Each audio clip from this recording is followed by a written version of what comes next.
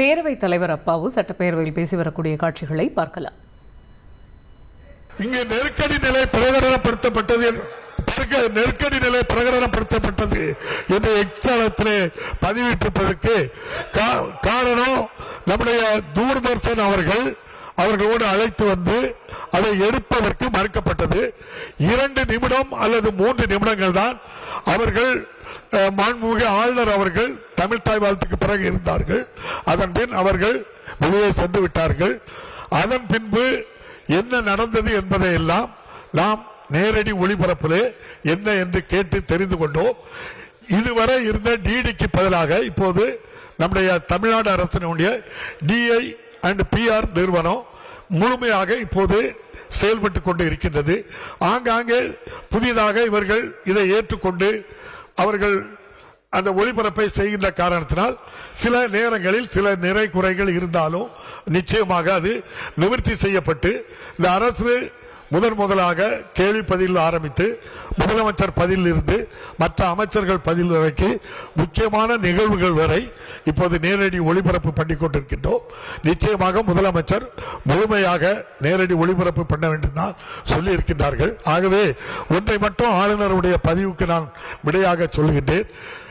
மாண்புமிகு ஆளுநர் அவர்கள் டிடியை அவர்களோடு அந்த பொதிகை தொலைக்காட்சியை கொண்டு வந்து ஏதாவது இங்கு தொலைக்காட்சியிலே படம் பிடித்து அதை வெட்டி ஒட்டி ஏதாவது செய்யலாம் என்று நினைத்து வந்ததை இந்த அரசு கண்டுபிடித்து அவரால் கொடுக்கப்பட்ட நெருக்கடியில் இருந்து இந்த அரசை இந்த பேரவையை மீட்டது மாண்புமிகு முதலமைச்சருடைய நிர்வாகம் தான்.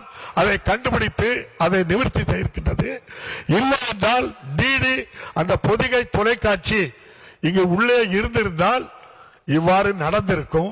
அது நடக்க முடியவில்லையே என்ற காரணத்தினால்தான் நம்முடைய மாண்புமிகு ஆளுநர் அவர்கள் இப்படிப்பட்ட பதிவுகளை போட்டு தமிழக மக்களையும் தமிழக மக்களால் தேர்ந்தெடுக்கப்பட்ட சட்டமன்ற உறுப்பினர்களையும் இது அவமானப்படுத்துகின்ற ஒரு செயலாக செய்வது வன்மையாக இந்த பேரவை கண்டிக்கிறது.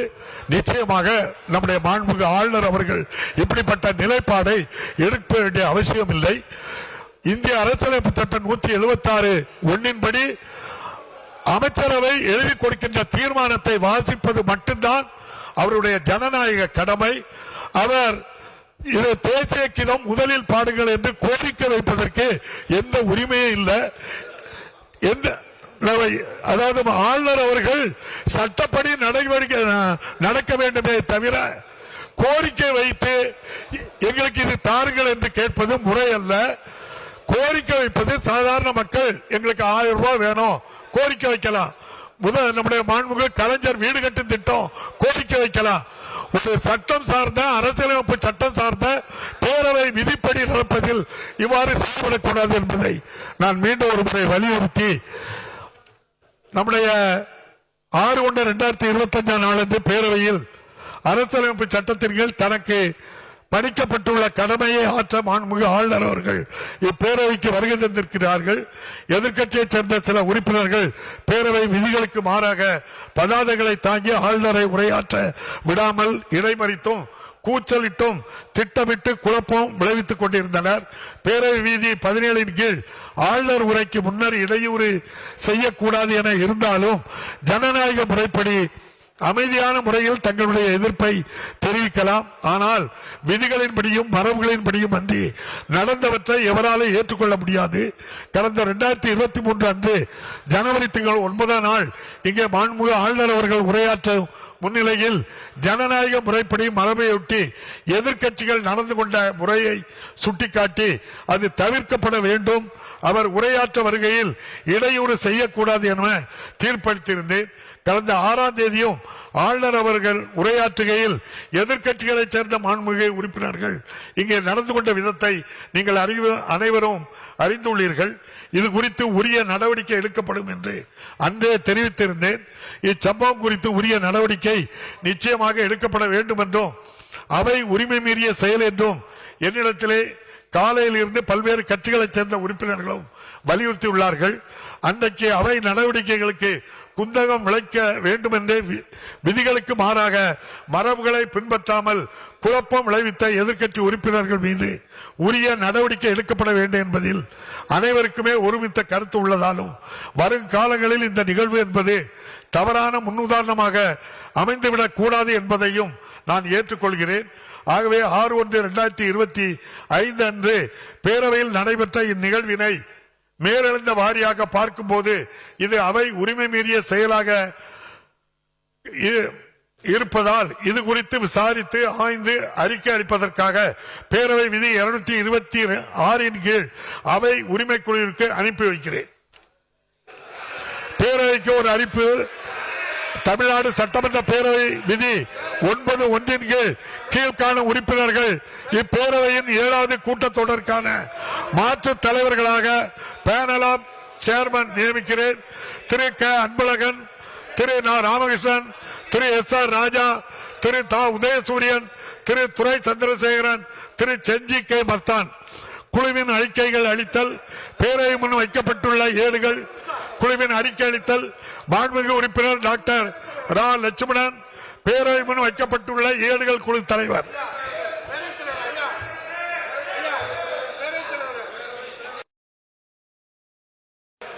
தமிழ்நாடு சட்டமன்ற பேரவையின் 2024-25 ஆண்டிற்கான பேரவை முன் வைக்கப்பட்ட ஏடுகள் குழுவின் 10வது அறிக்கையினை குழுவின் சார்பாக பேரவைக்கு அளிக்கின்றேன்.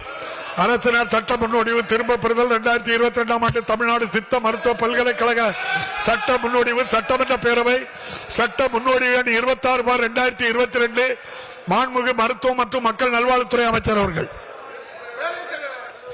மாண்புமிகு பேரவைத் தலைவர் அவர்களே, 28/4/2022 நாளன்று பேரவையில் நிறைவேற்றப்பட்ட 2022 ஆண்டு தமிழ்நாடு சித்த மருத்துவ பல்கலைக்கழக சட்ட முன்வடிவை சட்டமன்ற பேரவை சட்ட முன்வடிவு எண் 26/2022 திரும்ப பெற அனுமதி வேண்டும் என கோருகிறேன். மாண்புமிகு மருத்துவ மற்றும் மக்கள் நல்வாழ்வுத்துறை அமைச்சர்களின் தீர்மானம் பேரவையின் முடிவு கூறப்படுகிறது.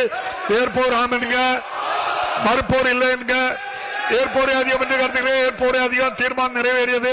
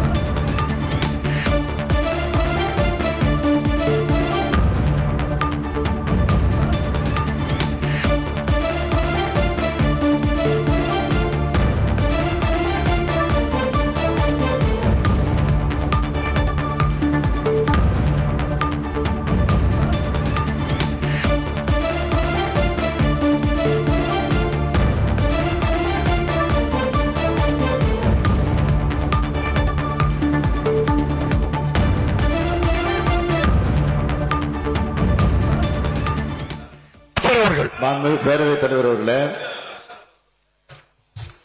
இங்கே நீங்கள் ஒரு தீர்ப்பை வழங்கி இருக்கிறீர்கள். அதை நான் குறுக்கிட விரும்பவில்லை. எனினும் என்னுடைய வேண்டுகோளை நீங்கள் ஏற்றுக்கொண்டு இனி வரக்கூடிய காலகட்டங்களில் இது போன்ற தவறுகள் நிச்சயமாக நடக்காது என்ற உறுதியை அவர்கள் வழங்குவார்கள் என்று சொன்னால் இத்தோடு இந்த பிரச்சனைக்கு முற்றுப்புள்ளி வைக்க வேண்டும் என்று நான் கேட்டுக்கொள்கிறேன். பேரவைத் தலைவர் அவர்களே,